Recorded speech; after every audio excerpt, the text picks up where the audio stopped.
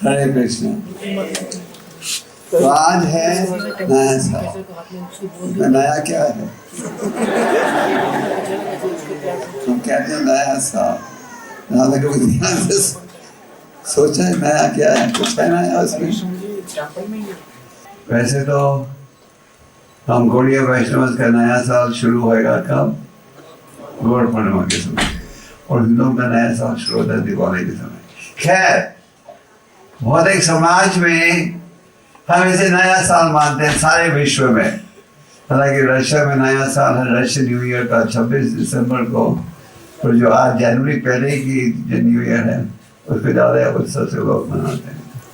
और मैंने रास्ते में देखा, हम कई होटलों से आ रहे थे, के सामने से अशोका होटल वगैरह, वो इतने मोटरों इतनी भीड़ वगैरह। तो लोग अक्सर जो भौतिकवादी हैं वो नया साल या भौतिक नया साल, भौतिक नया साल शुरू करते हैं होटल के वातावरण में। मैंने सुना है कि बड़े होटलों में लाख रुपए भरना पड़ता है। और जो आध्यात्मिकवादी हैं वो नया साल शुरू करना चाहते हैं आध्यात्मिक वातावरण में। समय के साथ हर चीज नष्ट हो जाती है, जैसे भी आज ये पंखा भी चल रहा है। और जब नया साल शुरू होता है, हम अंग्रेजी में एक दूसरे को क्या कहते हैं और हिंदी में? तो दोनों का अर्थ एक ही है। हैप्पी न्यू ईयर का मतलब क्या है? सारा साल आप सुखी रहो, है कि नहीं? हैप्पी न्यू ईयर का क्या अर्थ है? कोई समझाएगा क्या अर्थ है? सारा साल सुखी रहो। और अमेरिका जैसे देश में अगर आप इसके घर में जाओ तो आप देखोगे कि जो न्यू ईयर के कार्ड आते हैं वो सब सजाते हैं, और कईयों के मन में ये भाव रहता है कि जितने ज़्यादा कार्ड आएंगे उतने ज़्यादा सुखी हम बनेंगे। और आगे 2 हफ्ते तक तो आप जिसको भी मिलोगे एक दूसरे को क्या कहोगे? जैसे हम कहते हैं गुड मॉर्निंग वगैरह, हैप्पी न्यू ईयर। तो चाहे सारी दुनिया भी आपको कहे हैप्पी न्यू ईयर, अंत में क्या अनुभव होता है आपको? सैड ओल्ड ईयर, है ना? अंत में क्या अनुभव होता है? वही क्लेश, वही कष्ट। ये थोड़ी कि आज से आपको हर चीज हर जगह सुख प्राप्त होगा। तो शास्त्र में कहा गया है कि समय हर चीज को नष्ट कर देता है। तो इसलिए हमें समय का बड़े ध्यान से उपयोग करना चाहिए। भगवान भी स्वयं कहते हैं मैं हर चीज को नष्ट कर देता हूँ समय के रूप में। आज आपका देह बड़ा खूबसूरत है, कल बदसूरत बन जाएगा। आज आपका स्वास्थ्य ठीक है तो आवश्यक है कल भी ठीक रहेगा? नहीं। तो भौतिक संसार में क्लेश ही क्लेश है। इसलिए भगवान गीता में कहते हैं भौतिक जीवन के 2 लक्षण हैं, दुखालयम और शाश्वतम। दुख ही दुख और हर चीज अस्थायी है। तो क्या है उपाय? भगवान कहते हैं मेरी शरण में आओ। तो आप सब जो यहाँ उपस्थित हो, आप इसलिए उपस्थित हो क्योंकि आप ये जानते हो कि अगर हमें नया साल में सुख चाहिए भी तो ये सुख कैसे प्राप्त होगा? भगवान की कृपा से। जैसा आप यहाँ क्यों आते? रास्ते में मैं देख रहा था कोई 2-3 बड़े बिलबोर्ड थे, new year resolution, start jogging, new year resolution. तो बचपन में मुझे याद है हम लोग नए साल के रेजोल्यूशन बनाते थे। तो आप सबको भी ये साल क्या करना चाहिए? निर्णय करना चाहिए, रेजोल्यूशन बनाना चाहिए। क्या? कि हमने और गहराई से भगवान के शरणगत होना है। चैतन्य महाप्रभु जी ने इस विषय में हमें इस प्रकार का उपदेश दिया है। महाप्रभु ने कहा कि हमें साधु संग में रहना चाहिए। साधु संगत का बड़ा अच्छा प्रभाव पड़ता है। वैसे तो साधारण भाषा में कहते हैं a man is known by the company he keeps, है कि नहीं? हम व्यक्ति को पहचानते हैं उसकी संगत के द्वारा। पर शास्त्र में कहा गया है साधु संगत में रहोगे तो आपको असली संदेश प्राप्त होगा। और साधु संगत का क्या अर्थ? उन भक्तों की संगत में जो स्वयं शास्त्र की शिक्षा के आधार पर अपने जीवन को बिता रहे हैं। चैतन्य चरितमृत एक बड़ा प्रसिद्ध ग्रंथ है, जिसमें कहा गया है साधु संग सर्वशास्त्र गायन साव मात्र साधु संग सर्वसिद्धि। आज आप देख रहे हो कि सारे विश्व में कृष्ण भावनामृत का प्रचार हो रहा है। चैतन्य महाप्रभु जी जो स्वयं भगवान हैं, उनकी भविष्यवाणी थी पृथ्वी आदि नगर अधिग्रह सर्वदा प्रचार है। जितने नगर गांव हैं हर जगह ये हरि नाम पहुंचे। तो हरि नाम कैसे पहुंचा है? साधु संगत के द्वारा।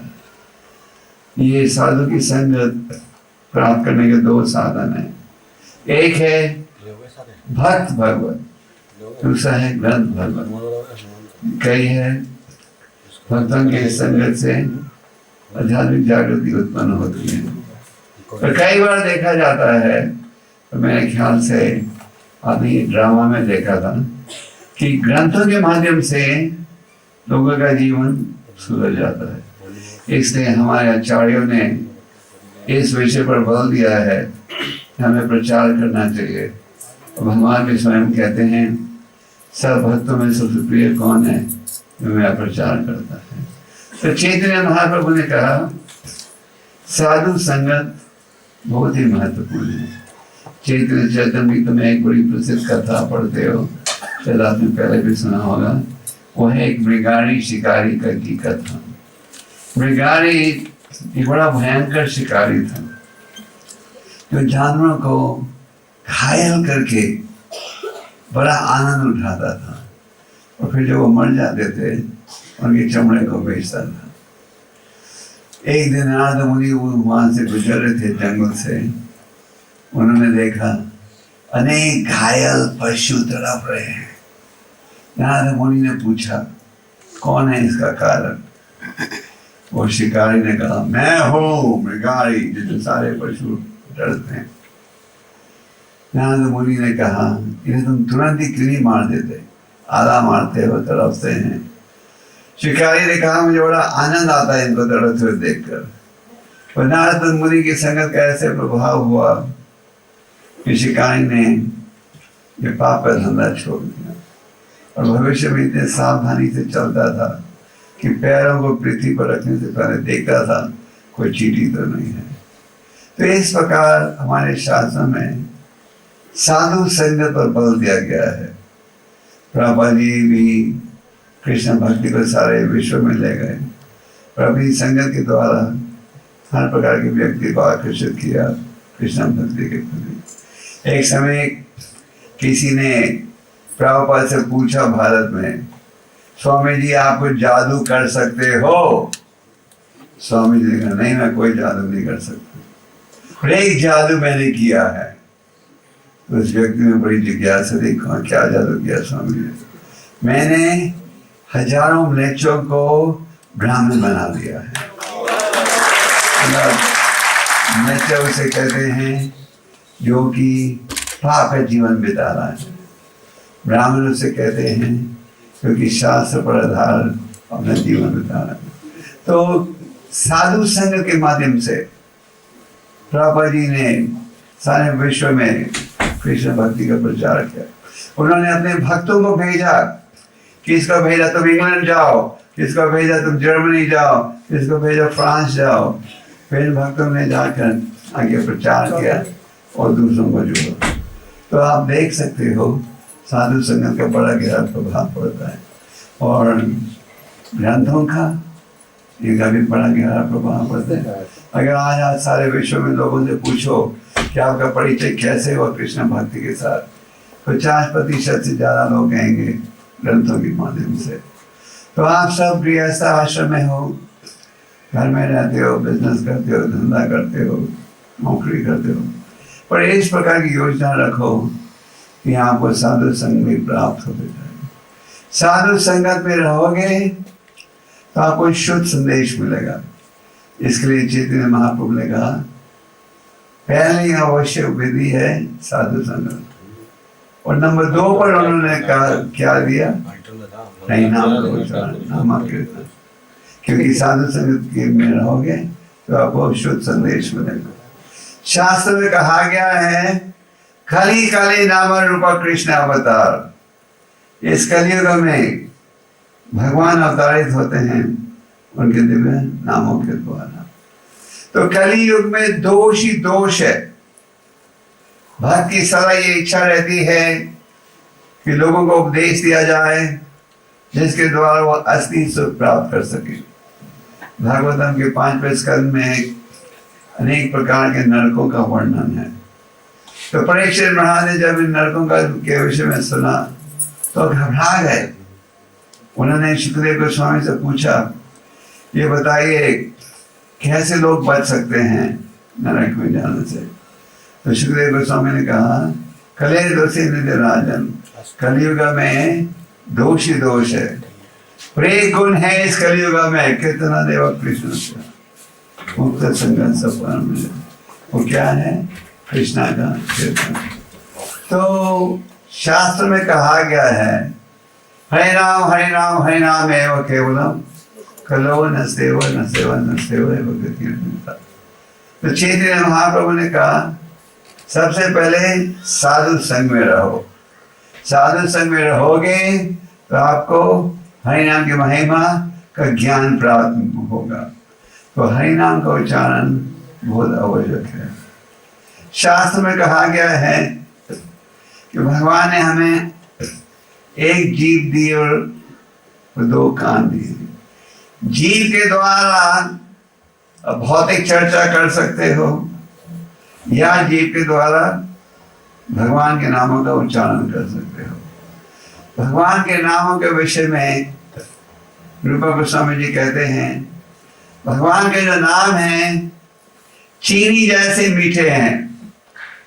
भगवान की जो लीलाएं हैं वो भी मीठी हैं। भगवान के जो अनेक गुण हैं वो भी मीठे हैं। पर हमारी जीव में अविद्या का प्रभाव है, इसलिए हमें इसका मीठापन महसूस नहीं होता। दूसरे शब्दों में क्योंकि हमारा इतना गहरा भौतिक आकर्षण है, हम हरि नाम के प्रति आकर्षित नहीं होते। तो यह आकर्षण कैसे बढ़ेगा? रूपा गोस्वामी कहते हैं कि अगर हम नियमित रूप से हरि नाम का उच्चारण करेंगे तो अविद्या की बीमारी दूर हो जाएगी और फिर से हमें हरि नाम का मीठापन महसूस होगा। तो शास्त्र में ये कहा गया है कि इस कलयुग में हरि नाम के उच्चारण से वही लाभ प्राप्त होता है जो सत्ययुग में प्राप्त होता था।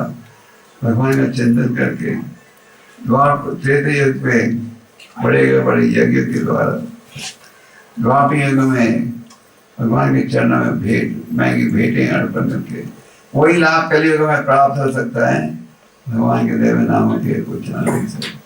शास्त्र में कहा गया है ज्ञान से अज्ञान से जो भी हरि का नाम लेगा उसका लाभ पहुंचेगा।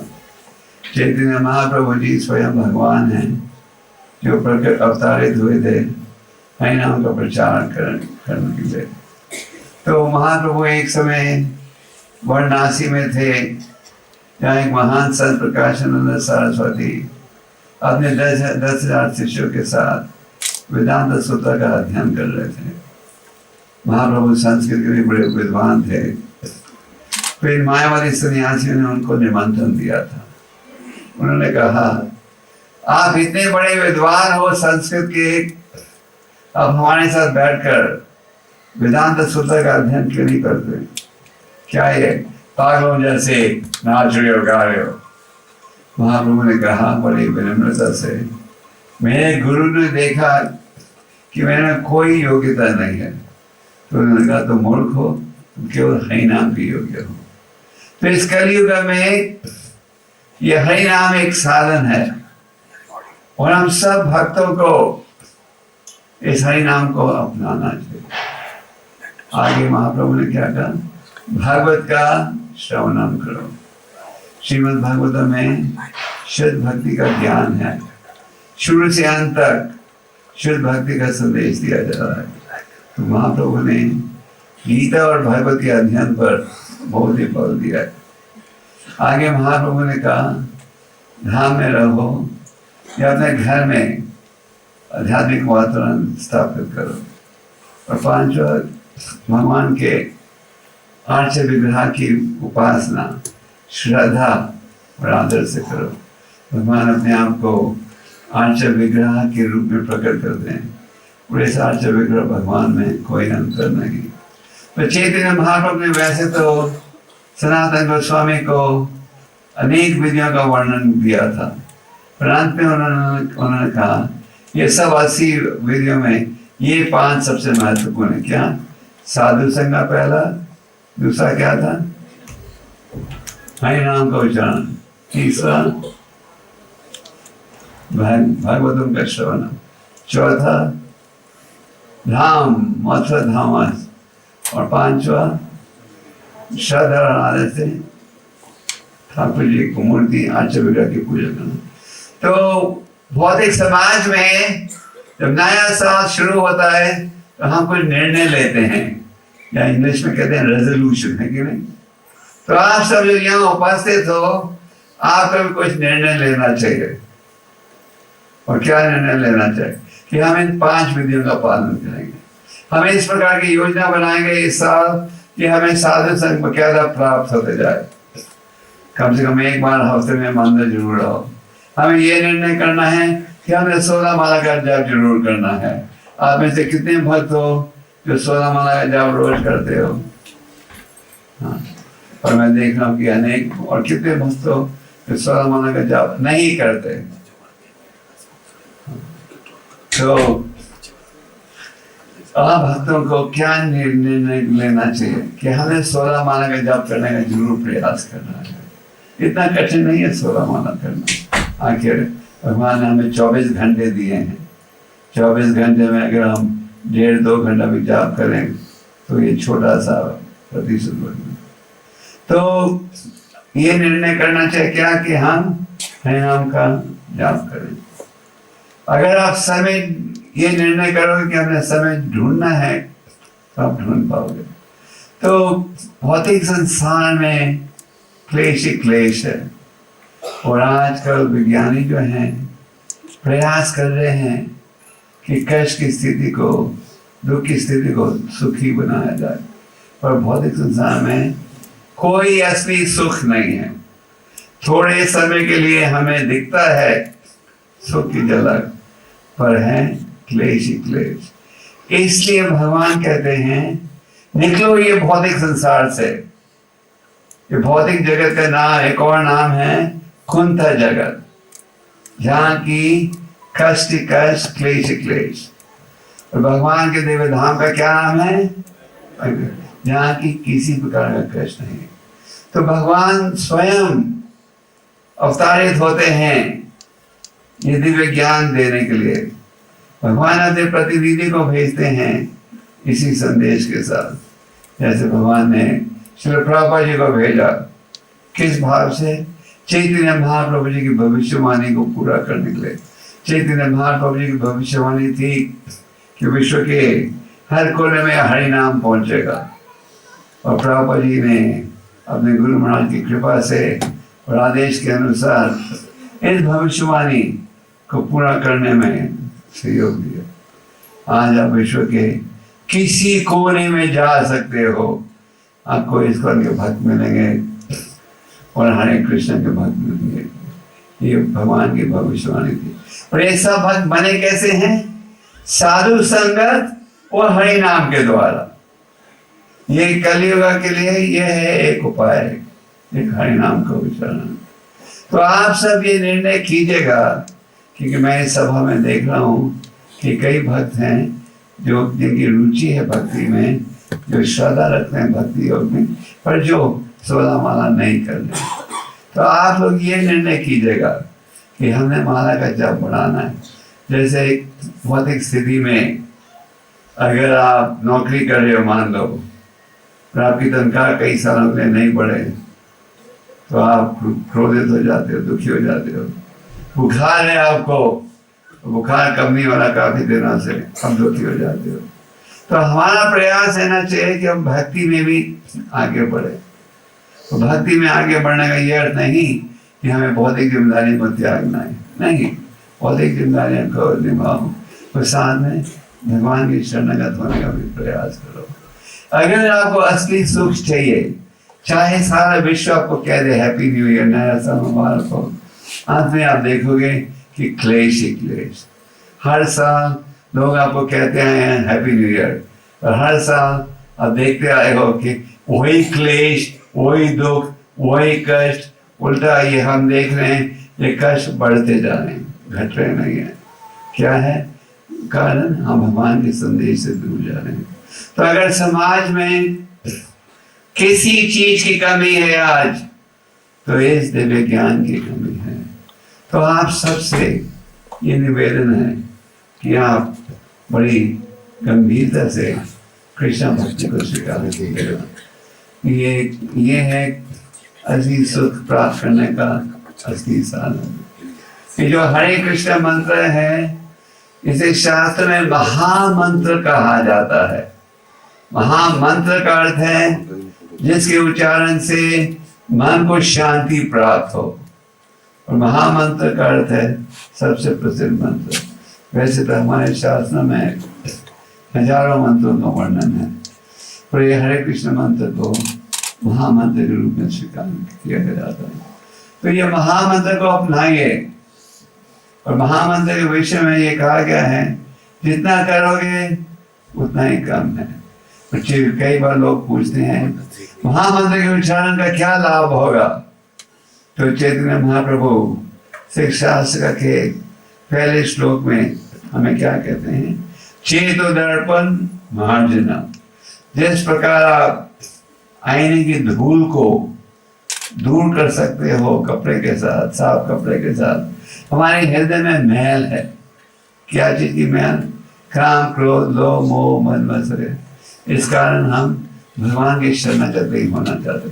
जिस प्रकार अगर आपको ऊंचा बुखार हो, तो चाहे कोई कितना भी अच्छा प्रसाद दे, आपको उसका टेस्ट नहीं आएगा। तो उसी प्रकार यह नरसस के कारण हम हरि नाम की महिमा को नहीं समझ पाते।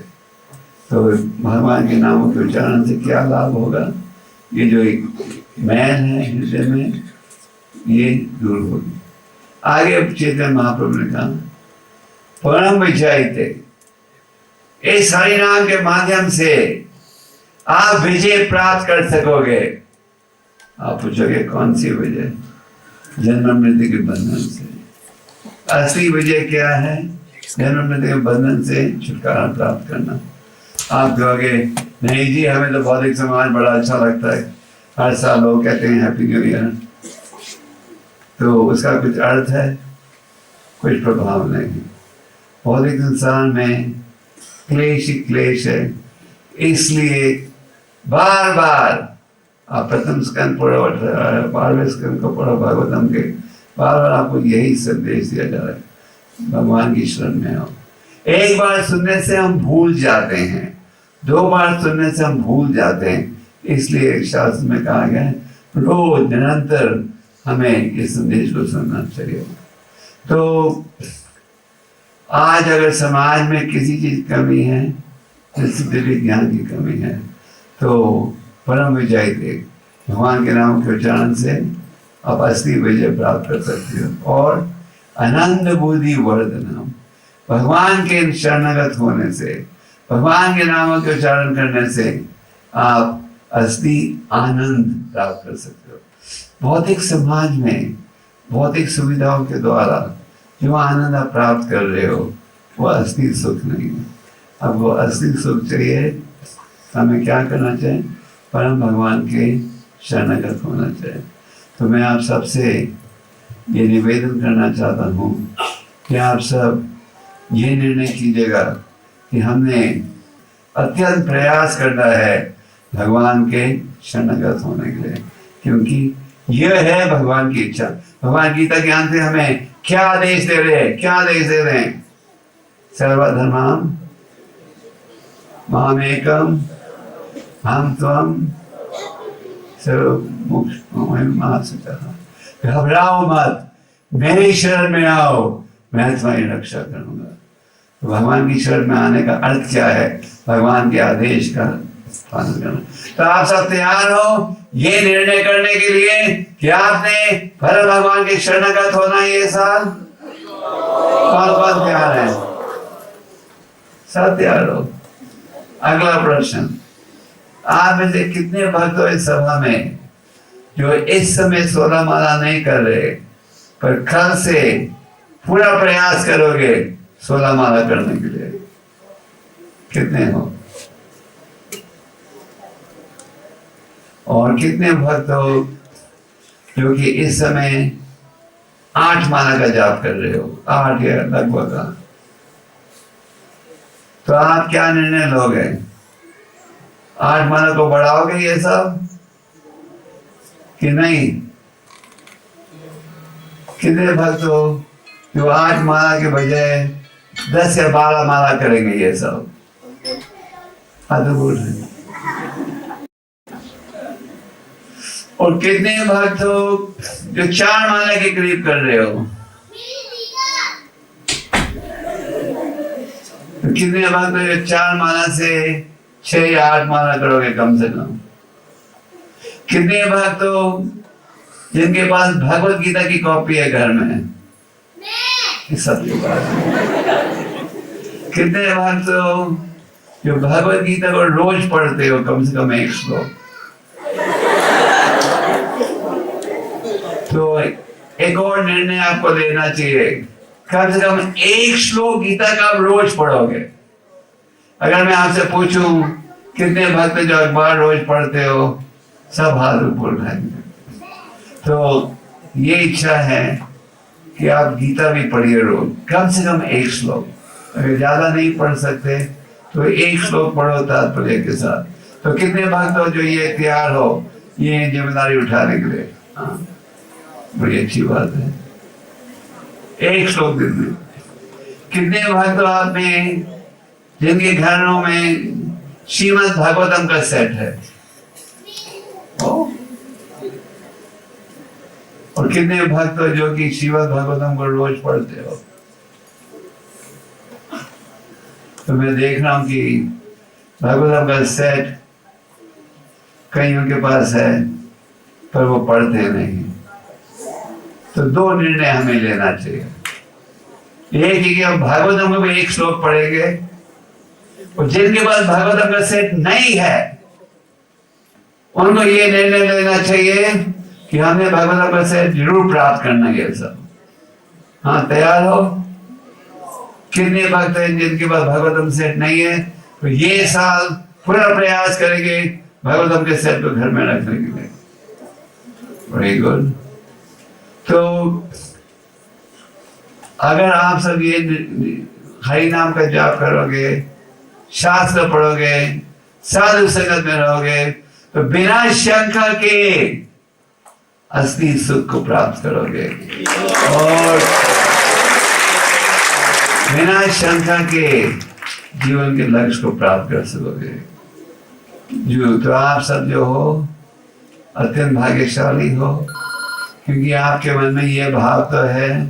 मैंने देखा कई 16 वाला नहीं भी करते, तो आपके मन में ये भाव तो है कि अगर हमें सुख चाहिए तो भगवान की कृपा से ही ये सुख प्राप्त होगा।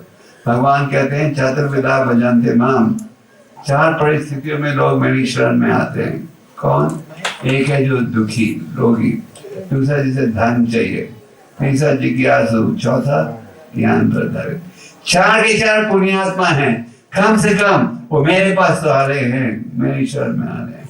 भगवान कहते हैं जो वर देवता दे रहे हैं वो वर असल में मेरे द्वारा ही आ रहा है। तो आप सब श्री राधा पार्थ सारथी ललिता विशाखा, श्री सीताराम लक्ष्मण हनुमान, श्री गौड़ताई और श्री प्रभुपाद की शुभ कामनाएं स्वीकार कीजिएगा अगले साल के लिए। और आप सबका ये भाव होना चाहिए कि हमें भगवान की शरणागत होना है, और ये मत सोचना कि भौतिक संसार में असली सुख मिलेगा। अगर कोई व्यक्ति आपको कहे एक स्थान में जल प्राप्त हो गया है, आप विश्वास करोगे? भौतिक संसार में क्लेश ही क्लेश है। असली सुख चाहिए तो एक ही उपाय है। वो क्या है? वो उपाय क्या है? हरे कृष्णा कृष्णा कृष्णा